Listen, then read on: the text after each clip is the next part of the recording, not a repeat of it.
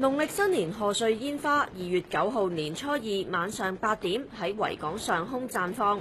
今年煙花匯演嘅主題係欣賞香港，璀璨展關懷。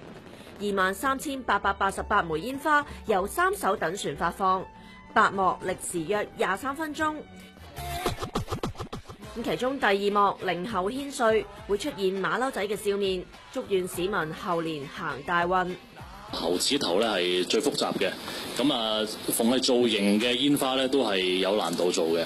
咁我哋分別咧有第2幕啦，有猴子頭啦；第4幕啦，有蝴蝶、蜻蜓啦，同埋第7幕有個關愛嘅心形大柳邊。呢啲全部都係咧一啲 2D 嘅圖案，咁佢全部都係有難度嘅。咁講筆畫多咧，就一定係猴子頭啦。咁猴子頭啲筆畫咧係相對嚟講咧，都係一個左右對稱嘅效果。咁咧冇求咧，我哋呢啲效果全部都係香港九龍兩邊咧，都係望得好清楚嘅。贊助今次煙花匯演嘅香港中華廠商聯合會，仲會邀請基層家庭到會展睇煙花。嗰晚呢，喺會展最大型3樓嗰個大宴會堂裏邊呢，佢有百幾圍嘅。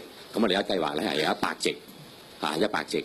咁咧希望咧就邀請到1000個以上嘅弱勢家庭，希望咧佢哋咧係參與嚟到會展嗰度咧，就係睇煙花，同埋亦都咧係餐聚嘅。呢一次嘅主人家咧係我哋啲弱勢社群，係我哋嗰啲有啲係少數族裔嘅朋友佢哋嘅家庭咁樣。咁所以咧我哋會為佢哋咧做出我哋能力所能做嘅一切嘅服務嘅。咁包括可能我哋到時有啲官員係好樂意咁樣表演俾佢哋睇咁樣。